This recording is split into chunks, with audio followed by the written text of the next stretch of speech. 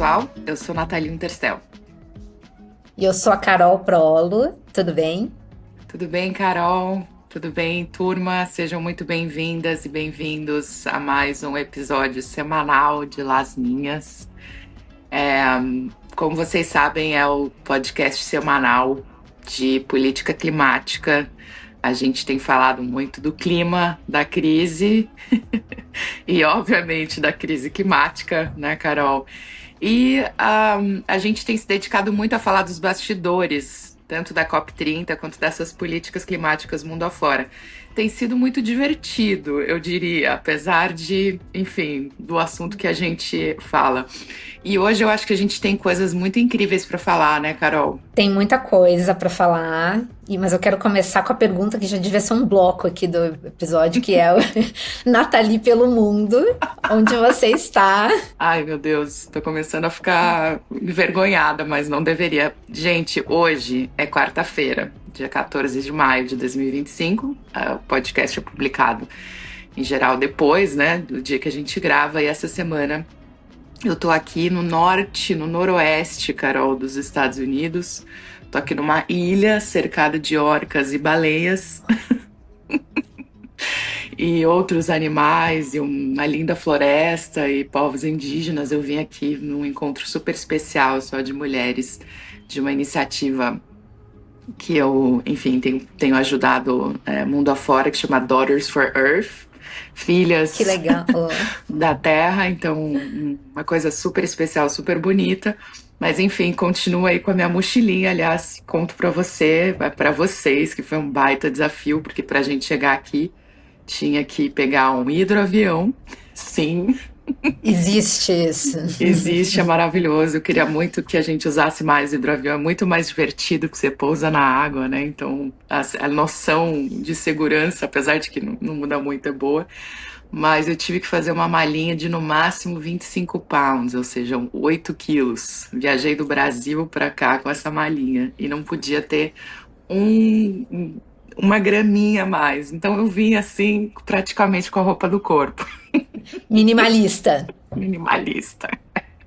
Então, uma viagem um pouco diferente aqui para contar o que eu faço, apresentar a instituição que eu represento e a gente ir em frente e falar de COP30 como sempre. Então, tô aqui, Carol, mas foi interessante. Acho que é legal também contar, porque tem a ver com o que a gente tem abordado no podcast. A gente tem falado muito da questão da guerra tarifária, né? Da questão Estados Unidos e China. E essa região aqui, que é próxima a Seattle, onde eu passei, né, para poder pegar, onde eu peguei o hidroavião, eu fiquei muito impressionada. A cidade é uma cidade portuária que sempre recebeu muita coisa da China. E o impacto dessa guerra comercial realmente muito visível aqui nessa região. Os portos estão parados, eu vi as estatísticas, o maior porto daí, na verdade até na Califórnia, o de Los Angeles está operando metade da sua capacidade. Então umas imagens assim horríveis, e nos jornais, no Seattle Times, né, na Folha de Seattle, falando as histórias dos caminhoneiros, as pessoas que dependem desse comércio, que não tem o que fazer, literalmente não tem. Então, mesmo que agora tenha se obtido nesses últimos dias um acordo, né, uma trégua temporária entre esses dois países, bem triste ver o que está acontecendo. A gente acho que vai falar mais de Trump aí no caminho, sempre tem um pouquinho de Trump, mas eu queria começar nosso episódio falando de uma figura bem diferente do Trump, que é, para mim, a sugestão de frase da semana. E essa figura é o Pepe Mujica, que faleceu ontem, aos 89 anos, o ex-presidente do Uruguai, provavelmente um dos homens públicos mais humildes da história. Nos brindou aí com seu exemplo de vida, seu compromisso com a democracia e muitas palavras de sabedoria que tem aí nas diversas citações dele, mas eu escolhi uma que, obviamente, tentando encaixar aqui no nosso podcast, bem oportuna para a nossa conversa de hoje, que é o seguinte: abre aspas, o que uns chamam de crise ecológica é consequência da ambição humana. Este é o nosso triunfo e a nossa derrota. Descanse em paz, Pepe, e obrigada. Obrigada mesmo. Acho que um exemplo aí de modéstia, humildade, como você colocou, e respeitado, inclusive por pessoas de outros campos, né, da política, enfim, uma figura realmente muito acolhedora. E essa frase que você traz é muito bonita e ao mesmo tempo muito instigante, porque fala da ambição. E a ambição, no nosso linguajar climático, é aquilo que a gente quer. A gente quer ambição, né? E na verdade, obviamente, tem conotações não tão positivas, como essa que ele traz de uma ambição que é ganância, né? Que é algo ruim. Enfim, vamos que vamos. Temos que ter novos Pepes Mugicas aí pela estrada da vida e da política climática, inclusive, né? Vou aproveitar para continuar do nosso bloco de nossas tentativas de novos blocos e te perguntar se a gente tem música hoje. Na última semana foi We Are the Champions. Eu vou propor aqui um bloco no estilo daquele programa antigo do SBT lá, o Qual é a Música? Muito bom. Eu acho que o We Are the Champions ainda até valeria hoje, porque foram anunciados aí há pouco vários nomes. Anunciados não, veio de uma matéria da Daniela Chiaretti no Valor, uma lista de 30 nomes, né? Mas acho que todos somos. Mas a música que eu queria trazer hoje, Carol, é na verdade um trecho de uma música do Jorge Drexler, uruguaio, fazendo uma homenagem aqui ao Pepe Mujica, que eu amo e que ele fala: Las fronteras se mueven como las bandeiras. Então é um pouco isso, da gente pensar as fronteiras do pensamento, mas também essa coisa, né, dos países. Isso que a gente vive hoje vai muito além dessas fronteiras nacionais. Então é isso. Belíssimo. A gente vai falar de multilateralismo hoje, então caiu como uma luva essa música Vamos também. que vamos. Vamos que vamos. Vamos para o nosso primeiro bloco aqui, que as pessoas já ficam ansiosas. Meu Deus, qual é o mapa de calor da semana? Então eu vou começar. A gente teve aí a visita de uma comitiva presidencial brasileira à China. O presidente brasileiro visitou Pequim a convite do Xi Jinping e houve uma declaração conjunta, né, de Estado, e a questão climática está ali no coração dessa declaração. Um segundo destaque dessa semana foi a publicação da segunda carta da presidência brasileira da COP30. A gente vai falar um pouco mais do que ela avança, mas foi uma carta sobre o chamado eixo da mobilização, né? Lembrando que tem 4 eixos, a gente vai falar mais deles, mas essa é a carta da mobilização. Mas muita gente notou que não tem nada sobre transição para longe dos combustíveis fósseis nessa carta, então vamos também comentar isso. E um terceiro destaque, pensando aqui muito nos aspectos da justiça climática, saiu essa semana um estudo muito interessante, muito provocador, na prestigiada revista Nature, que mostra que 2/3 do aquecimento global desde 1990, eles são associados ao consumo feito pelos 10% mais ricos da população. Então vamos falar um pouquinho mais disso daqui a pouco. E os Bom, seus destaques, Carol? Ai, desculpa. Não, eu vou na sequência aí com mais coisas. A gente tem anúncio novo, mas que tem um gostinho de conversa antiga, porque falamos já da morte do Papa Francisco e rapidamente já surgiu aí um novo Papa. Então vamos falar um pouquinho aí sobre o novo Papa climático, entre aspas, né? Tudo indica que o Leão XIV vai seguir a linha do Francisco na agenda de meio ambiente e quem sabe até vir para a COP30 no Brasil. Se não tem petróleo na carta da COP, Nath, pelo menos nessa semana, o assunto do petróleo não parou, porque a presidente da Petrobras, repetindo aquele famigerado slogan da campanha do Trump, Drill, Baby Drill, trouxe essa frase aí num evento nos Estados Unidos, né? Até quando?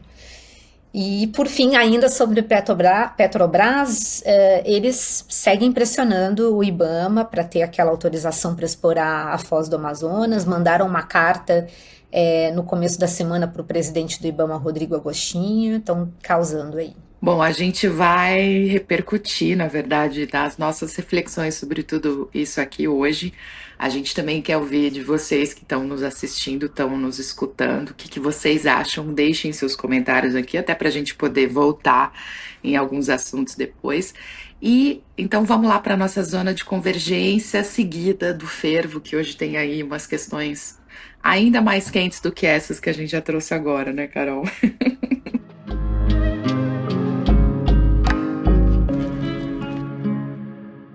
Vamos começar com Lula na China, né? Vou trazer aqui um apanhado e quero muito te escutar, Carol, porque nesse momento, né, em que há esse embate tão forte entre as duas superpotências climáticas, China e Estados Unidos, o chamado G2, os dois maiores emissores históricos, né? A China, a maior consumidora de combustíveis fósseis, os Estados Unidos, os maiores produtores de combustíveis fósseis, tudo isso está aí. Trump já tirou Estados Unidos do Acordo de Paris, que a gente já falou aqui que vai se efetivar aí após a COP30.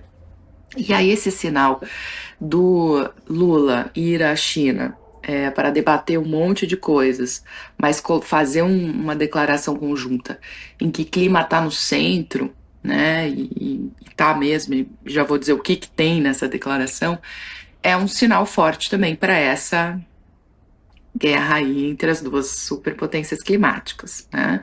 A gente sabe que hoje ninguém está se aproximando muito bem dos Estados Unidos, então não estou dizendo que o Brasil está alinhado à China, não é isso, mas há uma proximidade muito interessante. A declaração conjunta China-Brasil, cujo título é Por um mundo mais justo, um planeta mais sustentável, defendendo conjuntamente o multilateralismo, ele tem um parágrafo inteiro dedicado à COP30. E aí a parte chinesa, né, a China manifesta seu apoio ao Brasil pela organização, manifesta também, enfim, aplaude que o Brasil já entregou sua NDC. E aí tem uma coisa que a China fala que é muito importante prestar atenção, que é ela saudar o chamado Fundo de Florestas Tropicais para Sempre, né, que tem essa siglinha, esse acrônimo, sigla TFFF, uma proposta brasileira.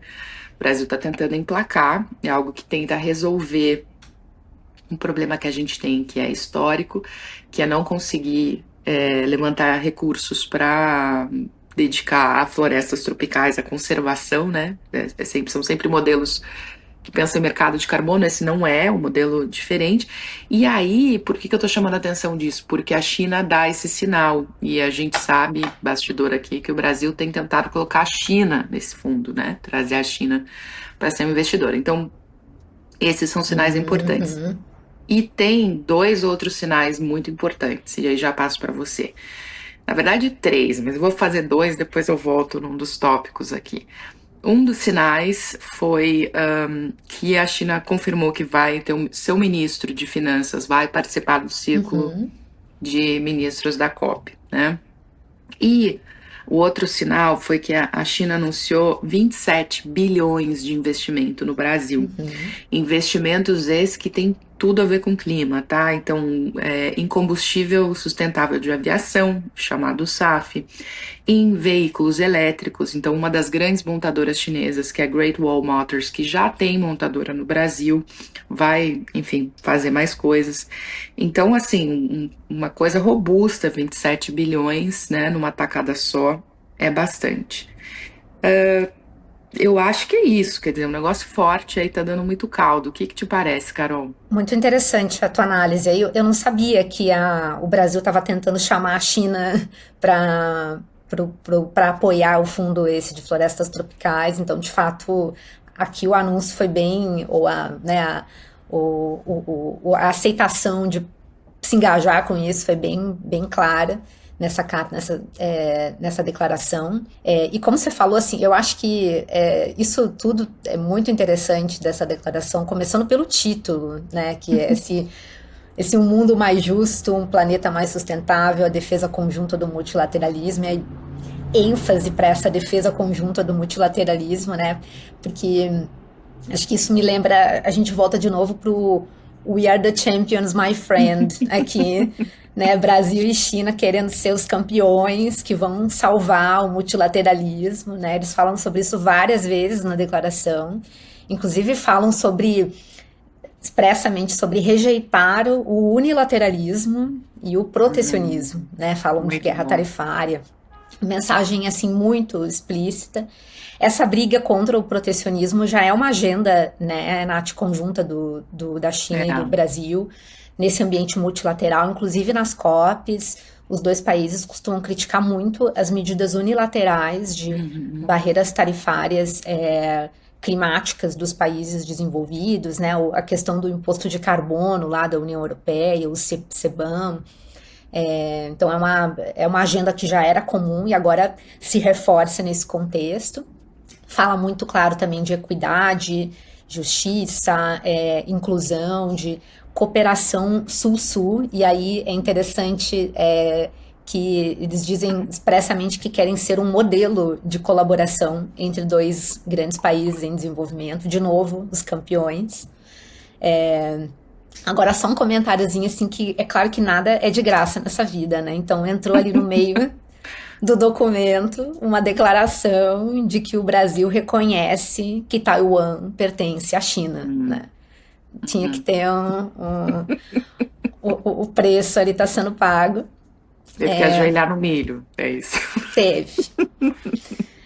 Mas Mas tá é, no pacote, né? tá no pacote, tá no pacote. Mas o Brasil já não reconhecia, né? São pouquíssimos países no mundo que reconhecem Taiwan. Se eu não me engano, o Paraguai, mais alguns, enfim, então já não é tão. Não é Mas eu novidade, é.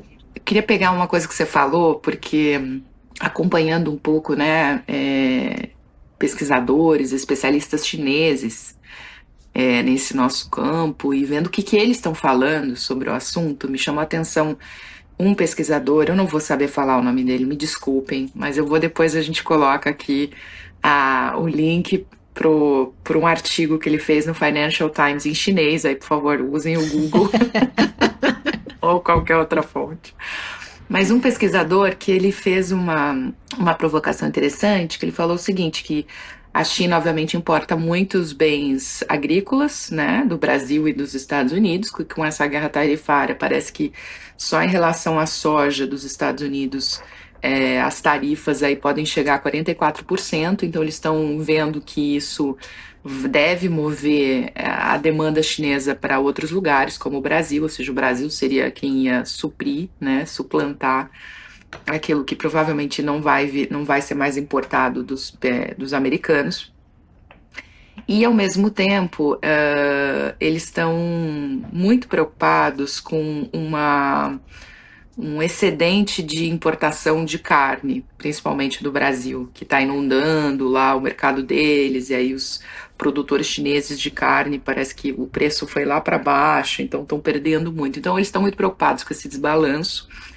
E aí, esse pesquisador fala que, diante desse contexto, há uma oportunidade, inclusive cita que tem uma investigação em curso do Ministério do Comércio chinês, inclusive em torno de tudo isso, da carne, tarará. E aí ele fala o seguinte, que é uma oportunidade para a China adotar critérios de sustentabilidade e ser uma parte mais firme, inclusive no combate ao desmatamento. Isso está vindo dos chineses, né? Desse cara e de outros nesse artigo lá. Então, foi muito bom você ter falado, né, da questão do não ao unilateralismo, não ao protecionismo, e a gente ouvir que existe ao mesmo tempo uma preocupação de que o comércio não gere emissões, de que o comércio não gere mais desmatamento. Quer dizer, essas coisas não necessariamente são incompatíveis, né? E Com essa certeza. preocupação dos chineses é a seguinte: eles não querem ser os caras vistos como, eles é que importam, enfim, as coisas sem cuidado, né? Então, bem interessante, a gente coloca o link depois aqui. Isso me lembra, Nath, um estudo da FGV Agro no ano passado. Até você falou já do Eduardo Assad aqui. Então, um estudo aí, acho que capitaneado por ele, na FGV Agro, junto com uma outra instituição chinesa, que eu não me lembro o nome, mas que identificou que os chineses estão dispostos a pagar mais por carne bovina sustentável, Uhum. que não provenha de áreas de desmatamento. O valor aí inclusive, é um valor considerável, estão dispostos a pagar em média 22,5% a mais comparado ao preço atual do quilo da Uau! carne no Brasil. Desde que exista alguma garantia, alguma certificação ali de que ateste que esse produto vem de áreas que atendem às exigências do Código Florestal. Então, a tal rastreabilidade, né, que é algo Muito que bom. está super em pauta aqui nesse momento no Brasil. A gente sabe que também é uma questão da legislação da União Europeia, né, a diretiva de desmatamento da União Europeia. Então, tem um contexto aí já se mobilizando para isso e, pelo jeito, o consumidor chinês tem esse apetite, né? Muito bom. E agora eu fico pensando aqui, como você falou, que à medida que o Xi Jinping vai assumindo de uma forma muito pública, né, esse compromisso com a sustentabilidade, aí, olha essa carta é muito ostensiva nisso, ele vai precisar dar demonstrações de que está realmente agindo de acordo com isso. É, E aí não é interessante para ele aparecer como parceiro comercial que compra de áreas desmatadas, né? Então, acho que ele é. tem todo o interesse em que o Brasil combata o desmatamento de uma forma bem contundente aí, e principalmente, como você falou, como um grande comprador de commodities agropecuárias aí do Uhum. país, e tem esse poder de influenciar essa mudança, né? E lembrando assim que não é que toda a carne ou toda a soja no Brasil está contaminada. A gente tem os dados e sabe que não é esse o caso. Ainda bem, tem que ser assim, tem que descontaminar tudo. Mas a gente tem que prestar atenção, porque inclusive saiu aí uma preliminar dos dados de desmatamento nos biomas brasileiros, né? Um anúncio que foi feito nesses dias também pelo Ministério do Meio Ambiente, com um alerta de um crescimento expressivo justamente da detecção de corte raso, né, enfim, do sistema de detecção aí. Então, a gente precisa prestar atenção, desmatamento, a gente tem que mirar o zero, mas a gente sabe que vai ser, assim, um trabalho eterno, porque o desmatamento você pode reduzir a zero e amanhã alguém resolver cortar tudo, né, Sim. então é super crítico. Carol, eu vou fazer uma inversão aqui. Eu falei dos três temas no mapa de calor e eu vou puxar o terceiro tema para ser o segundo, porque eu acho que tem a ver com isso. Foi esse estudo da Vamos lá. Nature, quer Uhum. dizer, não é um estudo da Nature, foi publicado na Nature, né, depois de revisão de pares, que mostra que os 10% mais com maior renda na população global são responsáveis por 2/3 das emissões. E quando a gente vai ver o que são os dados, a gente está falando de gente que ganha mais ou menos aí, segundo os dados que eu vi, mais de 36 mil dólares por ano. Isso dá, vamos jogar aqui, 200 mil reais por ano. Isso é 10% da população global. Eu tenho certeza que é uma massa enorme de brasileiros, de classe média, média alta principalmente, Sim. né, e mundo afora. Quer dizer, a gente não está falando aqui dos ultra ricos, a gente está falando que o modelo de consumo, o padrão de consumo da classe média e da classe alta mundo afora, que é o sonho das classes de menor renda, né? Ele é quem puxa, quem sustenta essas emissões. Então não é para apontar dedo e falar, ai meu Deus, isso, aquilo. Não é uma novidade também, porque a gente sempre soube, né, que o consumo estava atrelado. Mas eu achei muito interessante esse estudo colocar isso dessa maneira. Primeiro por essa razão, apontar que é uma massa grande, não são só os ultra ricos, ainda que esses aí que sejam os que têm realmente condições de pagar pelo problema, e aí tem toda a discussão das Uhum. taxações. E o segundo, eu acho que ele dá um argumento a mais para a gente lembrar que a questão da justiça climática não é uma questão só entre países, Sim. mas é uma questão de desigualdade também. O que que você sente, o que que você achou dessa, enfim, dessa argumentação desse estudo? Nossa, não, eu concordo com tudo que você falou e para mim assim foi realmente foi um choque de realidade desses, sabe, esses chacoalhões que a gente precisa às vezes, de como você falou, não chega a ser uma novidade, mas ver isso representado assim numericamente é muito chocante, né? São 10% da população mundial responsável por dois terços das consequências da mudança do clima, né? Isso foi uma análise feita num período de 1990 a 2019, olhando para eventos extremos climáticos. E como você falou também, chocante de pensar que talvez para, né, quando se olhe friamente aí esse número de 10%, ou até o título do artigo, as matérias de jornal que trataram disso, você automaticamente pode pensar que a gente está falando de, enfim, as pessoas que ganham milhões de dólares por ano e que fazem parte desses 10%. Mas não, a gente está falando de um pouco mais de R$ 200 mil por ano, que acho que traz uma perspectiva muito clara da a realidade da desigualdade social no mundo, né? E como as nossas decisões de consumo e de investimento afetam isso, porque a mudança do clima agrava cada vez mais essa desigualdade. Então é algo que se reforça mutuamente aí, né? Esse comportamento.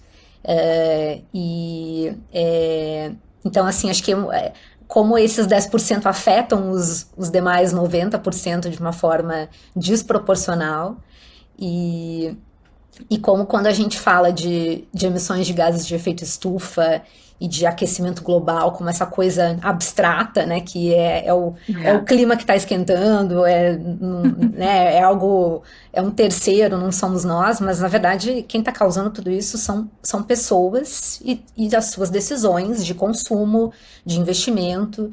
São 10% de pessoas no mundo que, por meio dessas decisões, acabam inevitavelmente levando a esse cenário.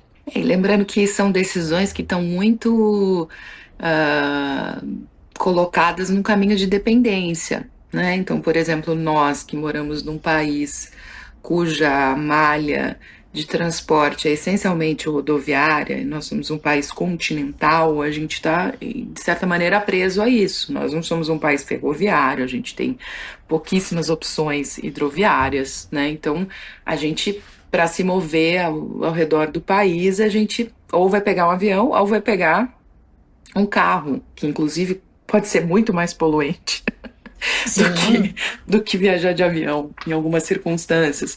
Da mesma forma, quer dizer, se a gente mora numa cidade que tem uma boa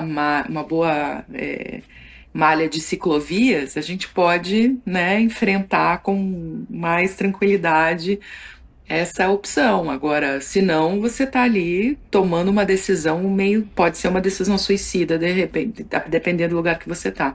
Então, acho que tem um pouco a ver não só com a agência, né, a nossa capacidade de tomar a decisão, mas justamente de pedir para mudar as regras do jogo, para ter, enfim, sistemas muito melhores e não esses sistemas que fazem com que a gente embarque. Quer dizer, por que a gente hoje tem um transporte individual, motorizado como regra, e não o transporte coletivo no Brasil? E aí a gente pode passar aqui horas falando disso, né, Carol? Mas eu acho que é muito importante levantar essa bola de que os 10% hoje, especialmente, aí falando da nossa realidade, estamos, porque nós somos parte, né? Estamos dentro de uma realidade que é uma realidade emissora, uma realidade intensiva em carbono, nada adaptada, nada resiliente. Então, é disso que a gente fala, que a gente precisa falar, né? Quando a gente fala de mudança sistêmica. Mas, enfim, o chacoalhão é merecido para todos nós. E para a gente sair dessa coisa inercial, né? Como você falou, abstrata, de é alguém lá, é alguém. Não, tem tudo a ver com a gente. Mas vamos lá, vamos falar do terceiro ponto, que foi a carta da presidência, segunda carta. Então, gente, existem 4 eixos para a COP30. Um eixo que são as negociações, um que é a chamada mobilização, ou seja, mobilizar mundo afora, todo mundo para o tal do mutirão, Tem a terceira questão, que é a agenda de ação, que são agendas mais setoriais, enfim, é, puxadas aí principalmente pela parceria de Marrakech, e o segmento de alto nível, os chefes de Estado, as lideranças. Então, dizem, né, o que eu escutei foi que a gente vai ter 4 cartas, já saíram 2, e essa agora foi da mobilização. Ela explica como é que vai funcionar os círculos, né? A gente já falou deles aqui, cara, outro dia, mas eu queria te pedir, assim, o que que você achou da carta? Primeiro, assim, o que que você viu de novo, né? E o que que você achou da carta em relação à mobilização? Eu acho, Nath, que a gente, assim, minha percepção é de que, pelo espírito da carta, é que, assim, começou um mutirão, né? Mão na O, massa. Mão na massa, né, a carta fala isso, que a presidência agora passa da visão para a ação, então, assim, Uhum. tá chamando essa responsabilidade, né? É interessante ver essa presença. Ela quer, a presidência quer mobilizar a comunidade internacional nesse esforço conjunto, que é o que a gente já falou muito por aqui, né? Acabamos de falar de certa forma também, a gente vai falar muito É, mais. É assim, é ação, tá na hora de partir da promessa para a ação, para a implementação, esse é o momento. E acho que isso passa, como a carta também diz, por conectar o regime climático à vida real das pessoas, né? Por fazer com que todas as instituições que podem contribuir de alguma forma para essa ação climática possam ser engajadas. A gente sabe que o Acordo de Paris é um tratado internacional entre governos, né? São os governos que se comprometem, que realmente têm obrigações ali de tomar determinadas ações, mas na prática a ação, quem faz ali, quem contribui de alguma forma é todo mundo, somos todos nós, né? Então, assim, como é que os governos vão implementar essa ação climática sem uma compreensão, né, uma colaboração, um engajamento dos seus governados, né, das uhum, empresas, das instituições, dos cidadãos. Então, todo mundo precisa entender que essa ação climática significa mudanças estruturais, é o que você falou, né? A gente vive num sistema que, às vezes, as coisas estão dadas desse jeito, é uma economia que já funciona desse jeito, às vezes é difícil para um indivíduo sentir que tem capacidade de ação, mas também parte disso é a gente compreender que talvez leis precisem ser modificadas para mudar isso, talvez alguns sacrifícios aconteçam, essa transição vai acontecer, né? Então, assim, vai ter menos carro na rua, vai ter mais transporte coletivo, ciclovia, veículo elétrico, híbrido, usinas de carvão vão precisar ser fechadas, a gente vai precisar ter uma agricultura mais adaptada, áreas verdes não vão poder ser desmatadas. Então, assim, essa compreensão de que uhum. novos modelos precisam entrar em lugar é muito importante porque as medidas não podem muitas vezes ser simplesmente impostas pelo governo de uma hora para outra, elas precisam ser construídas de maneira conjunta e gradual, que é a tal da também transição justa, né, de uma forma justa.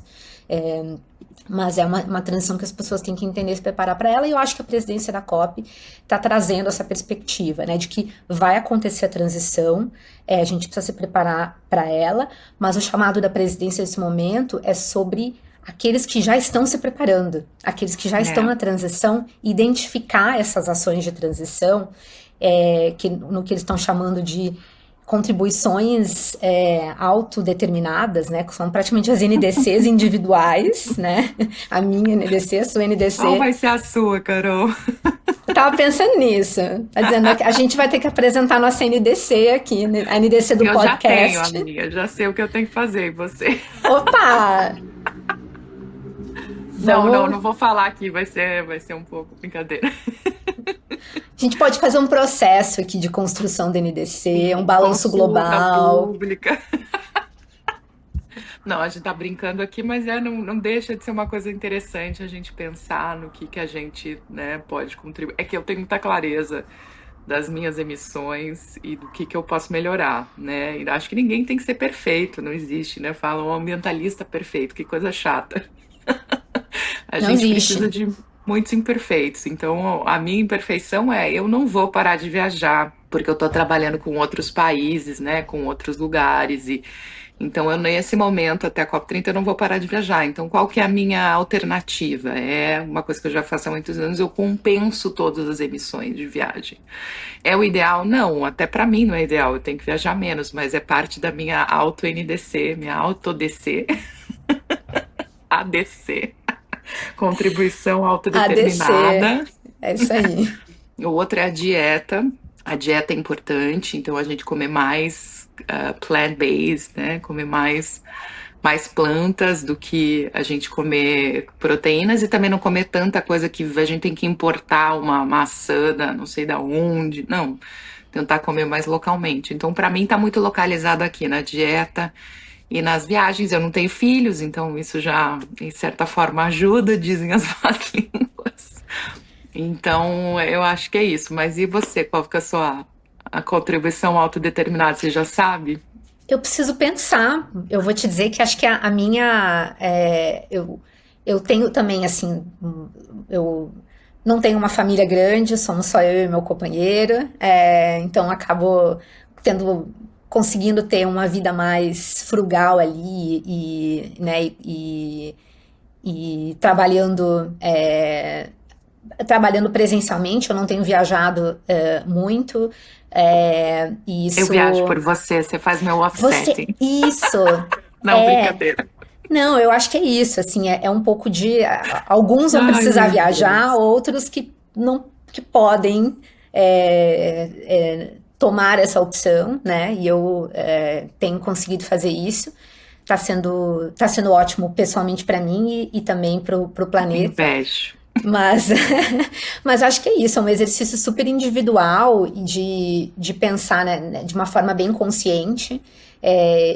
Enfim, acho que talvez como eu, muitas pessoas pensam que já estão adotando essas práticas no dia a dia, porque já tem isso, né, como ambientalistas aí, como você diz, mas acho que se precisa fazer esse autodiagnóstico, essa ADC.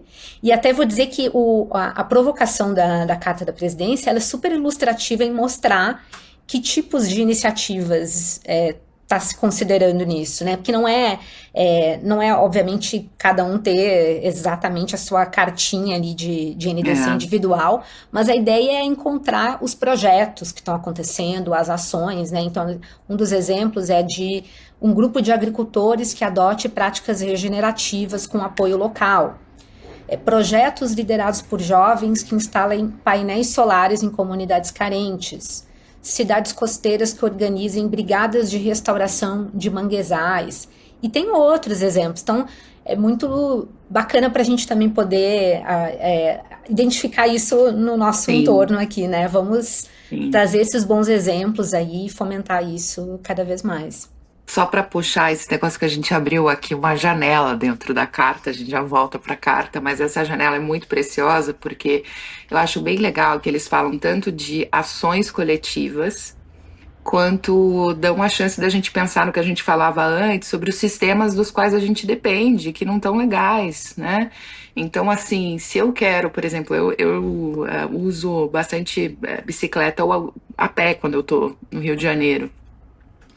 Mas eu tenho ciclovia por perto. Tem gente que mora em lugares que ainda não tem nem faixa, não tem.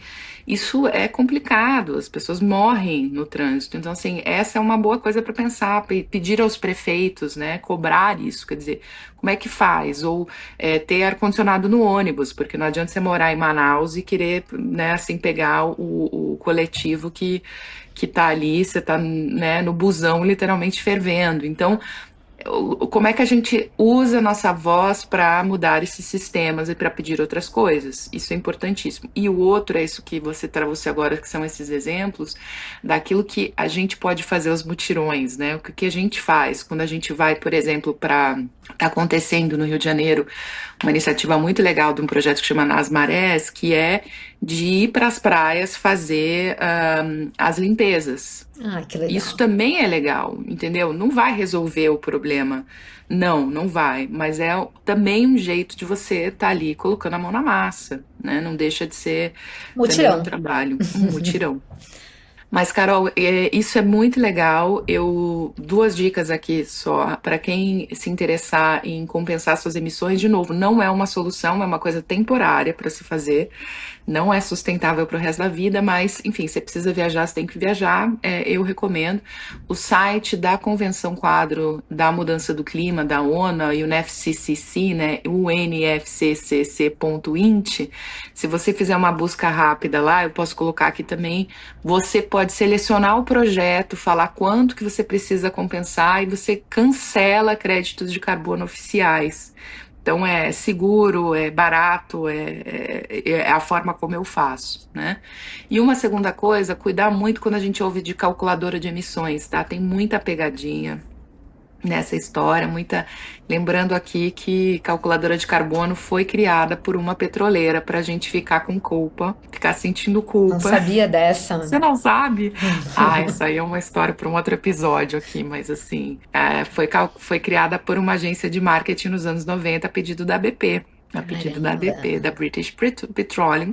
E você acha, Carol, eu posso mandar aqui depois para vocês, tem tweets e propagandas de petroleiras perguntando, você já fez seu cálculo de emissões hoje? Aí as pessoas respondem, mas peraí, quem tem que fazer o cálculo de emissões são vocês, meus queridos, as petroleiras, não a gente, né? Então tem que ter muito cuidado. Mas enfim, voltando para a carta e para a gente seguir o baile aqui, que tem muita coisa para falar, eu acho que a carta ela marca realmente o início do mutirão. Ela fala também do Panamá. Semana que vem a gente tem a Semana do Clima no Panamá, né? Vou estar lá, saio daqui, faço a pausa no Panamá antes de ir para casa. Então vai ser importante. Vamos deixar para falar mais disso e da governança global semana que vem. Boa. Vamos para o Papa agora? Eu sei que você estudou um pouco aí sobre o leão. O que você conta? Ah, e a Ana Toni já convidou o Papa para vir para a COP, né? Foi imediato assim, o convite, então vamos esperar que ele venha, que ele vá. Para mim, assim, essa é a grande novidade, né, de a gente poder ter esse Papa, esse novo Papa que esperamos que seja um sucessor mesmo do Francisco na COP30. Ele já, obviamente assim, ele não deu nenhum pronunciamento específico depois de assumir como Papa. O Papa Leão XIV, né, escolheu este nome. Não tem também nenhuma declaração especificamente sobre isso, mas há quem diga que provavelmente é para marcar aí a continuidade também do Leão XIII, que foi um papa responsável pelo começo da doutrina social da Igreja Católica, e algo que parece que o Leão XIV costuma evocar muito nas suas falas públicas. Ele já chegou a dar uma declaração no final do ano passado, em novembro, uma declaração sobre clima, falando da importância de se sair das palavras para a ação em se tratando da crise ambiental. Então achei interessante porque ele também está engajado aí no mutirão, provavelmente como a gente. Mas para mim acho que o insight também maior aqui é talvez nessa combinação aí do ambiental com o social, que talvez seja uma marca dele, provavelmente, né, desejavelmente daqui para frente. A presença dele na COP30 poderia ser muito interessante para reforçar mensagens sobre adaptação climática. Com certeza. Né, Nath, na perspectiva, uma perspectiva que a gente sabe que não é muito valorizada nas COPs, se fala muito mais em mitigação do que adaptação, e essa é uma COP sobre adaptação, porque vai ser uma COP decisiva para se definir indicadores de adaptação climática. A gente vai criar uma taxonomia mesmo de adaptação para mensurar esses benefícios de adaptação, para a gente poder ter elementos mais práticos para políticas públicas de adaptação, projetos. E então acho que seria muito interessante tê-lo aqui no Brasil para realmente reforçar a importância desse legado dessa COP que seja um legado efetivo, que ele tenha uma implementabilidade, né, que não seja algo só bonito ali no papel. E também, claro, trazendo uma luz para o lado,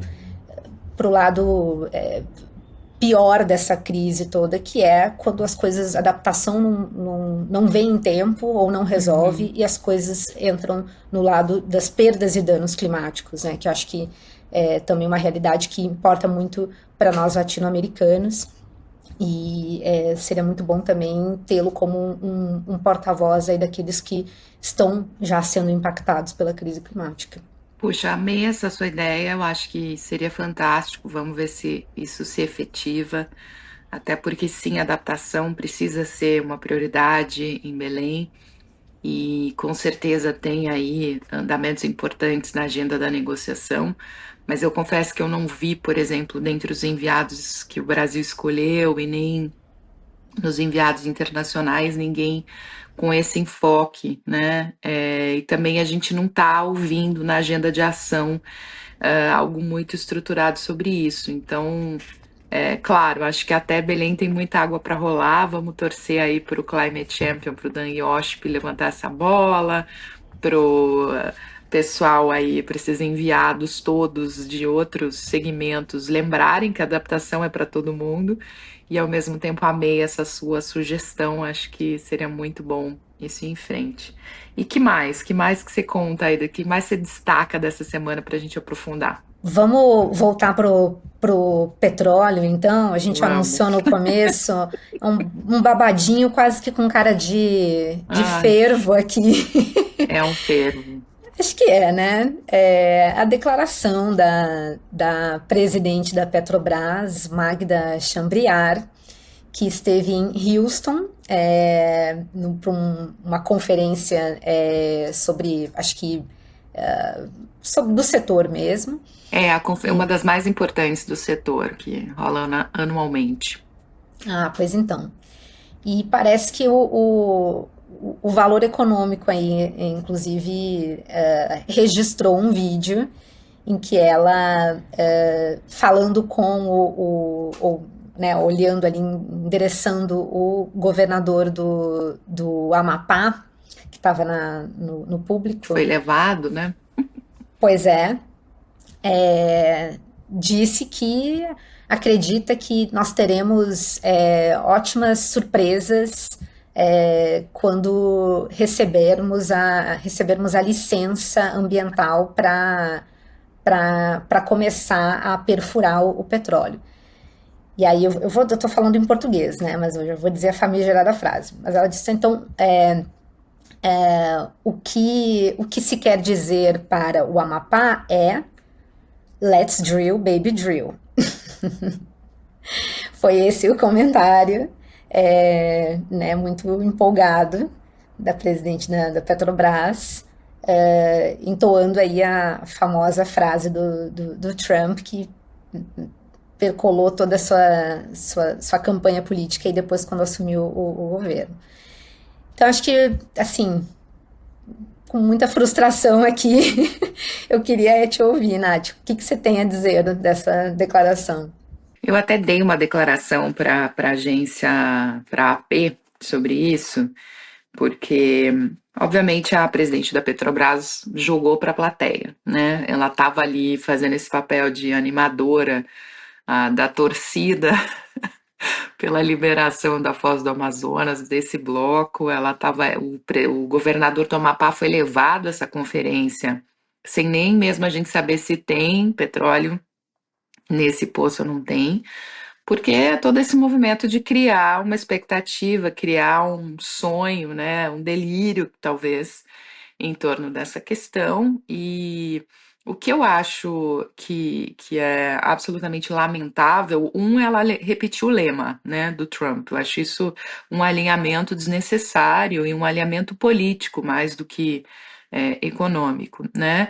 E a segunda questão, que foi justamente que eu coloquei na minha declaração à imprensa, é que por mais que essa declaração anime, né, essa torcida aí cortoprazista, coloca essas pessoas do lado errado da história, porque elas vão ser cobradas quando a gente vê que 1,5 graus, de fato, 1,5 graus do Acordo de Paris, não as médias mensais do ano passado, mais 1,5 graus de Paris, a hora que a gente passar isso daí, e infelizmente estamos perigosamente perto disso, né?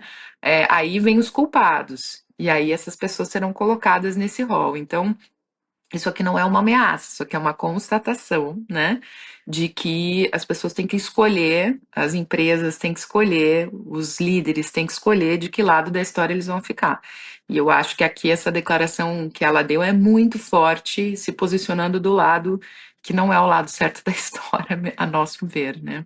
Nossa, não, é excelente essa sua provocação, porque ela, de fato, tá alinhada com o que a gente já vê nos litígios climáticos que já estão acontecendo, né? A gente viu algo muito similar também no movimento do tabaco, né? Com as... Aham. O momento de se identificar ali os malefícios do cigarro para a saúde e como isso depois foi também discutido em ações judiciais como algo que era do conhecimento das empresas tabagistas. Então teve uma construção gradual da litigância em torno do tabaco, muito embasada nesse conhecimento prévio, né, nessa decisão informada, consciente do setor de continuar vendendo cigarros sem alertar os consumidores para os seus malefícios. E isso, assim, muito interessante também, porque ontem a Shell foi notificada pela mesma ONG, a ONG holandesa, que já tinha sido a proponente de uma ação judicial, que inclusive condenou. Essa ação foi bem famosa, porque teve uma sentença mesmo que condenou a Shell a reduzir as suas emissões de gases de efeito estufa na Holanda. Depois foi para a Corte de Apelação, e a Corte acabou retornando aí o julgado, porque... enfim, por entender que não podia determinar qual é o percentual de redução de emissões que a Shell deveria reduzir, mas a Corte reconheceu que existe uma obrigação da Shell de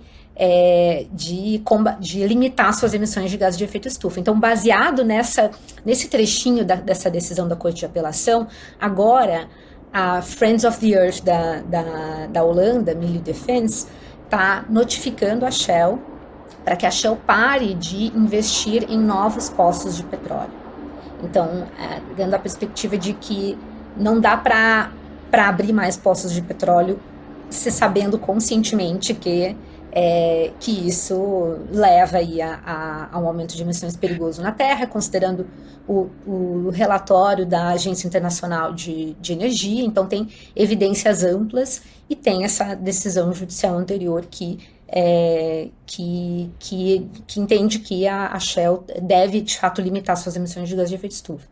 Essa notificação aconteceu ontem, enfim, é tudo muito recente aí, muito incipiente, mas é mais um empurrão aí para que as petroleiras façam a sua parte, né, e comecem a transição para longe dos combustíveis fósseis. Só para a gente puxar aqui esse fio na meada, e daí a gente já vai para o fervo e fecha, mas existe, gente, esse relatório da Agência Internacional de Energia, ele foi publicado em 2021 e ele traz o cenário para a gente alcançar zero emissões em 2050 e manter aí boas chances de limitar o aquecimento a 1,5 graus. Então é o cenário mais, digamos, seguro, ainda que não seja o paraíso na Terra, né? Mas é um cenário mais seguro para todos nós humanos e acho que também para as vidas não humanas aqui nesse planeta.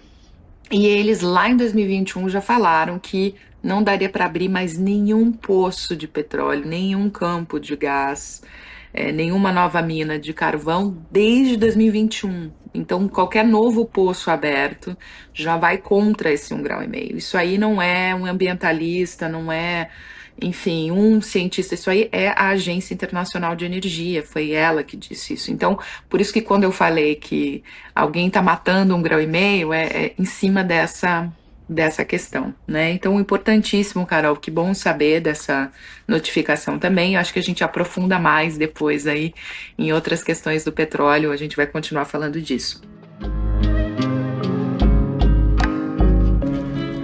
Para a gente fechar, tem um fervo aqui que a gente não pode deixar de falar, que é o fato de que o Senado Federal brasileiro colocou em pauta o projeto de lei do licenciamento ambiental.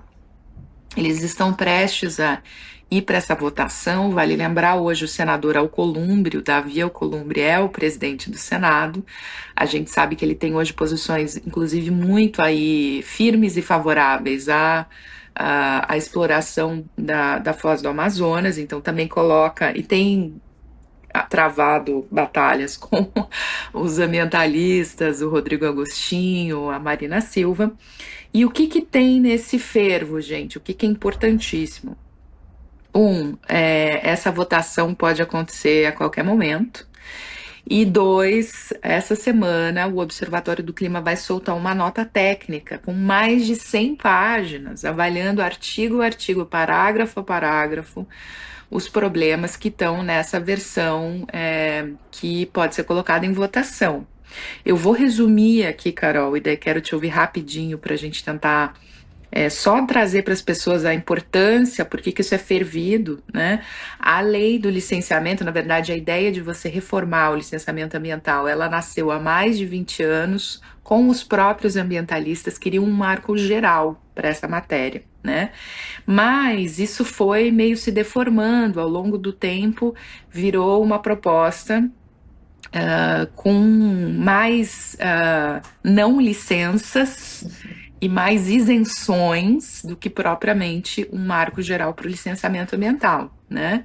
E o que a Sueli Guimarães, que é ex-presidente do IBAMA e está à frente dessa questão no Observatório do Clima, comentou comigo é que essa proposta que está na mesa, ela pode literalmente implodir o licenciamento tal qual a gente conhece, porque 90% dos casos né, das tipologias de licenciamento atual, elas cairiam numa espécie de autolicença nesse libera geral. Uhum.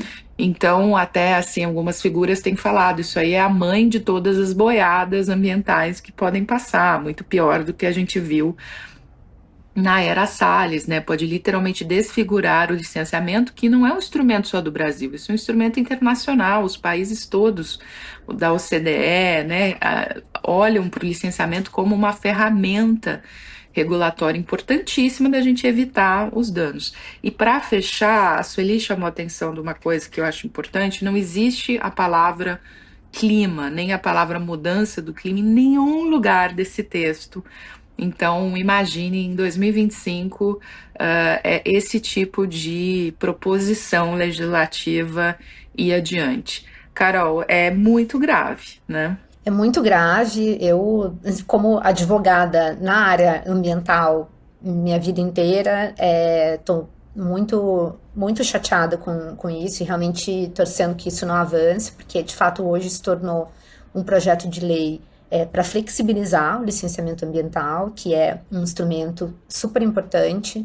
E daria para também ficar um episódio inteiro aqui falando sobre como funciona o licenciamento ambiental, a importância dele, mas acho que, só para resumir aqui, o licenciamento ambiental é um instrumento que permite identificar os impactos negativos para o meio ambiente de uma atividade, não só para o meio ambiente, mas também tem uma dimensão social e econômica que é analisada no processo, e mitigar esses impactos e controlar eles. Então, existem inclusive condicionantes que precisam ser cumpridos para que a atividade se mantenha ali naqueles controles necessários para não exacerbar e pode causar impactos negativos para o meio ambiente.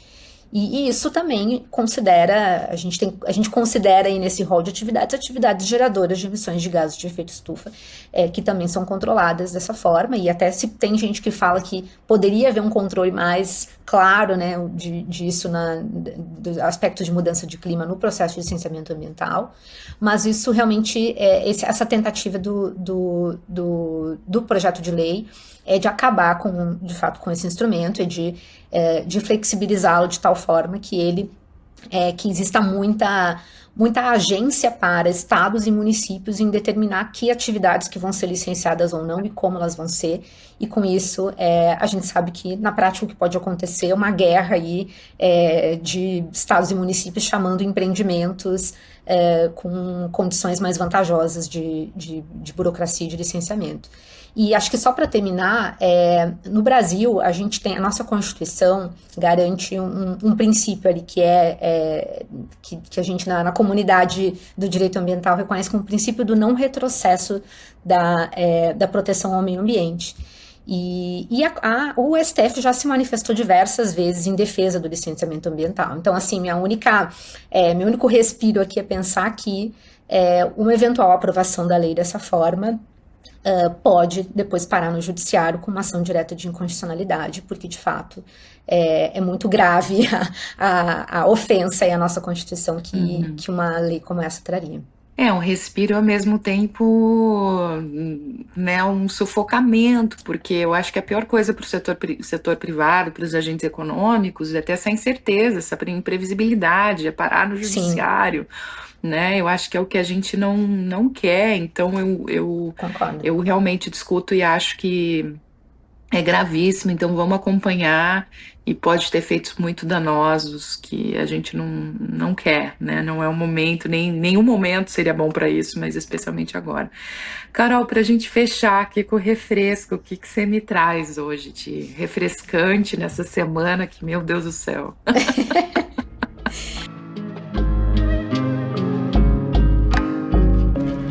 Olha, o meu refresco é um convite, todo mundo que está nos ouvindo, a fazer uma lista de gratidão, pensando em 3 coisas que aconteceram hoje ou agora, que te fizeram feliz, que são agradáveis, que são boas.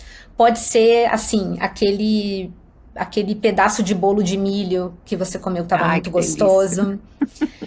Uma conversa com um colega de trabalho que você sentiu uma conexão boa. Pode ser aquele solzinho no rosto que esquenta nesse tempo que está mais friozinho, pelo menos aqui em São Paulo. Então, quando você estava caminhando até o ponto de ônibus, como foi gostosa aquela sensação. Então, assim, essa é uma pequena prática diária de mindfulness que a neurociência mostra que melhora a qualidade de vida porque treina o cérebro a prestar atenção nas coisas boas. E como essa sensação de gratidão, de pensar nessas coisas boas, dá prazer, né, dá satisfação, o nosso cérebro começa a procurar identificar cada vez mais motivos para se sentir grato. Olha que maravilhoso, né? Uau! Então, assim, fica aqui meu convite para todos vocês enxergar as pequenas vitórias de cada dia e se viciar nessa coisa de gratidão aí. Adorei. Meu refresco da semana é o David Attenborough, é um ambientalista britânico de 99 anos, ele fez 99 anos agora. A gente vai colocar o link aqui, ele lançou um filme que chama Oceanos, mas o que eu queria chamar a atenção é a gente prestar atenção nesses anciões, sabe? Nessas pessoas que já viveram bastante e que tem coisas para nos contar, para nos ensinar. A gente hoje está nesse mundo que é tudo muito jovem, muito líquido. Vamos ouvir um pouco as pessoas mais velhas, especialmente as mais sábias. E no caso do David, acho que ele foi um naturalista, né? Uma figura que foi para lugares diversos, que trouxe as imagens da fauna, da flora. Então, queria celebrar que esse é o meu refresco, os 99 anos de vida dele e de tudo que ele viu, inclusive as coisas não boas, né? Mas que a gente possa celebrar os nossos anciões aí. Viva o David Attenborough. Muito bom. Gente, esse foi o Lasninhas. Se você curtiu, compartilhe, comente, avalie no seu tocador favorito, mande corações, mande reclamações e siga a gente no YouTube, no Deezer, no Spotify, no Apple Podcasts. Enfim, estamos muito felizes de poder estar aqui com vocês, né, Carol? Estamos muito, e continuem nos apoiando, continuem, por favor, compartilhando esse link com pessoas que possam gostar desse conteúdo, para ajudar a chegar a mais pessoas nessa corrente aqui, corrente de bom humor, como disse a Nath na entrevista recente para Cidades e Soluções. Vamos enxergar a COP30, a crise climática aí com otimismo e bom humor também. Mau humor a gente não sai nem da cama, né? Vamos combinar que a amargura também não leva a gente pra frente. Gente, então é isso. Todos os links que a gente citou hoje vão estar na descrição, vão também para nossa newsletter lá no LinkedIn. E semana que vem tem mais. Até lá. Tchau, tchau. Tchau, tchau.